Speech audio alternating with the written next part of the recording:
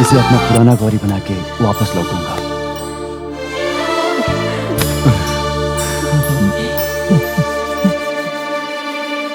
सुन, तू ही होगा उन सभी का राजा। बिल्कुल बोल नहीं सकती उन सबके सामने, थोड़ा तो बोलने वाला तू ही है राजा। अब तू ही बता कितना समझाऊं तुझे। उन्नी कृष्णा, उन्नी कृष्णा, अरे पानी तो दो थोड़ा। हाँ पानी दो। उन्नी, उन्नी, उन्नी, उन्नी। गौरी की आवाज वापस आ सकती है, इसी खुशी के मारे मैं ज्यादा एक्साइटेड हो गया था।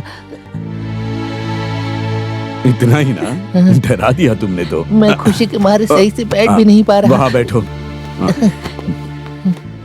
अरे इनकी आवाज ऐसी क्यों हो गई? वो तो पैदाइशी इसकी आवाज ऐसी है ना? नरेंद्र, हरी, चलो खाना खाते हैं। आओ। चलो चलो चलो। लेकिन वो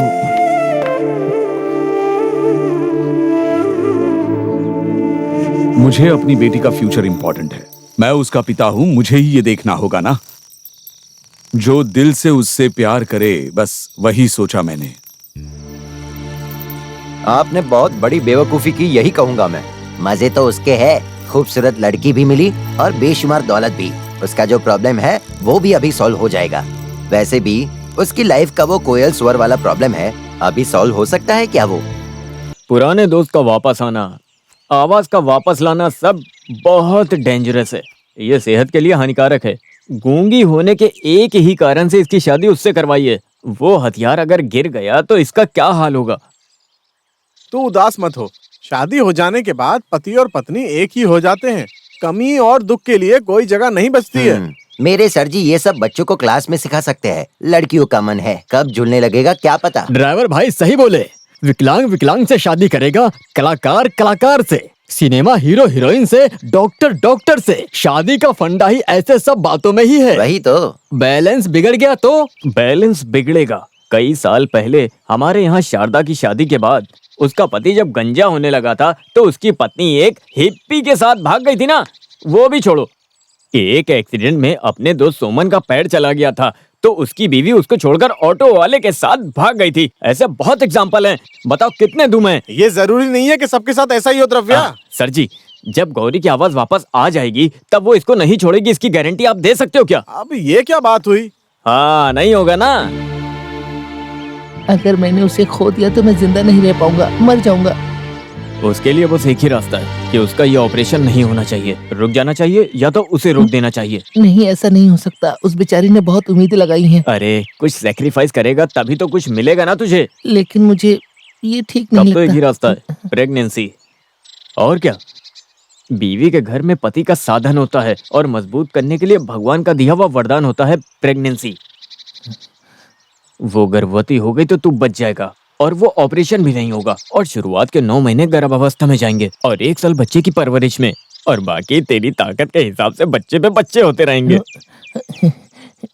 बीवी को खोएगा भी नहीं और आवाज भी रहेगी, तो फिर तुझे खुद को कोसने की जरूरत नहीं।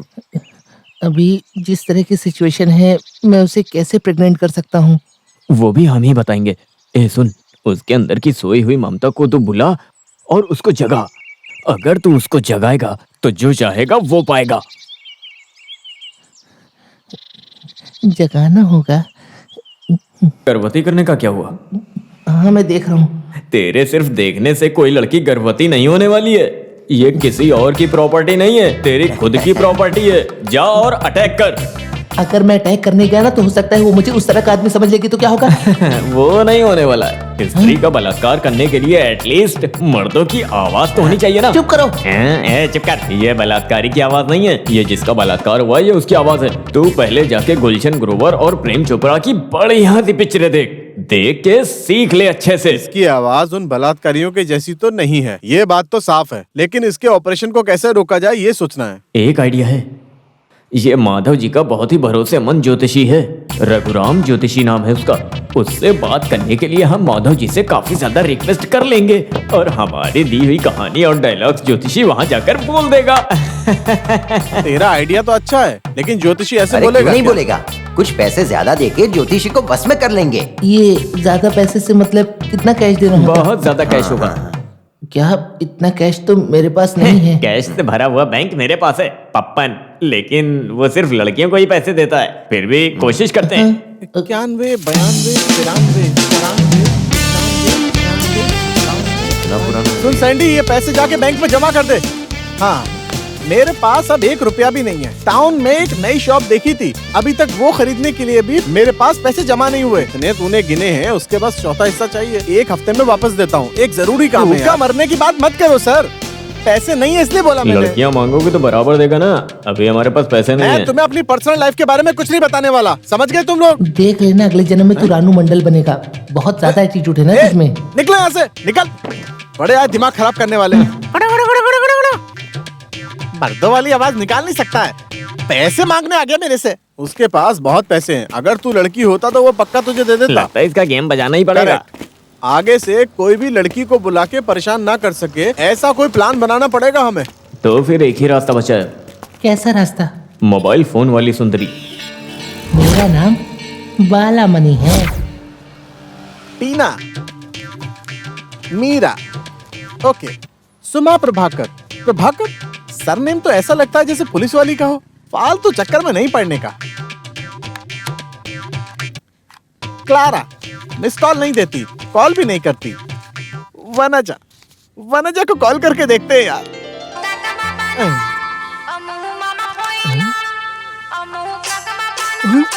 बालामणि, अरे बाप रे। हेलो, ए उसने उठा लिया। हेलो हेलो पप्पन जी। जी हाँ, मैं आपका खुद का पप्पन जी। अभी आपको ही कॉल करने वाला था। आपका खुद ही कॉल आ गया, मुझे बहुत खुशी हुई। मुझे कुछ बताना था इसीलिए मैंने आपको कॉल किया था, पर वो बात मैं आपको कैसे बताऊं? कैसे भी बोलो बालामणि। वो मुझे आपसे कुछ इम्पोर्टेंट काम था। पप्पन जी मुझे ना कुछ पैसे चाहिए। ये है तुम्हारी इतनी बड़ी टेंशन क्या? तुम्हारे बोलने से मुझे ऐसा लगा जैसे तुम मेरी एक किडनी मांगोगी। बोलो डार्लिंग, कितनी किडनी चाहिए? सॉरी, कितने स्मैश चाहिए? सॉरी, कितना कैश चाहिए? बोलो ना। मुझे दरअसल 10,000 रुपए, मेरा मतलब 25,000 रुपए चाहिए। बस 25,000 रुपए? ये तो बहुत कम पैसे हैं। मेरा इंटरनेट का 1 महीने का किराया इससे ज्यादा है। ठीक है फिर, तो पैसे लेके घर पे आऊँ क्या? नहीं नहीं, आपको घर पे आने की जरूरत नहीं। ये बताओ ना कहाँ पर बोलूं? नेहरू पार्क में 5 नंबर की बेंच है, वहाँ पर।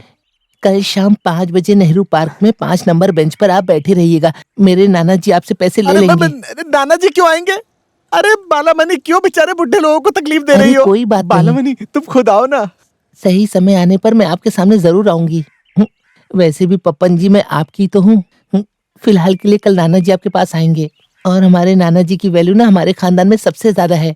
अगर आपने नाना जी को इम्प्रेस कर दिया ना तो सब सेट हो जाएगा। अच्छा, वो मेरे पे छोड़ दो। अच्छा, नाना जी को इम्प्रेस मैं बड़ी आसानी से कर लूंगा। अच्छा, वैसे नाना जी का नाम क्या है? नाम कोमा कुरुप। टोमा कुरुप? टोमा कुरुप नहीं, कोमा कुरुप। ओके। अच्छा ठीक है, मैं फोन रखती हूँ।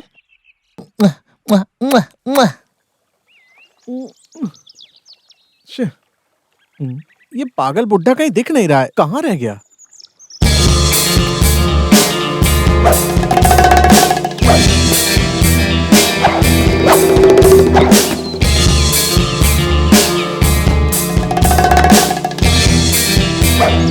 Hello mister Natwarlal.